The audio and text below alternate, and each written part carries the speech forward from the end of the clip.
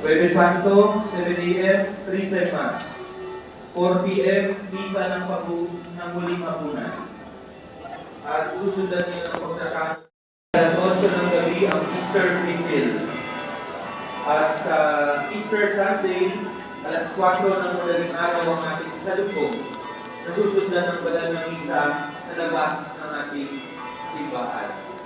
At pagkatapos nun, sunod-sunod na oras na po ang misa sa Easter Sunday. Para po maging maayos ang daloy ng ating pagpapatuloy ng misa, may kasunod na misa pagpupasi, pagkatapos paspasan, ipanalangin ang mga palaspas na inyong itataas, lalabas, at doon na nagpapaspasan ng holy water sa mga station. Mayroon po dito sa harapan ng parish office, mayroon po doon sa may Sacred Heart image, at doon po sa may grotto. Water ang ating mga palaspas. Sumainyo ang Panginoon.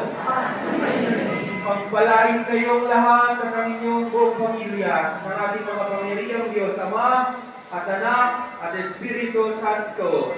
Naialay na ang banal na misa. Mahal tayong lahat ng Diyos. Humayo kayong mapayapa.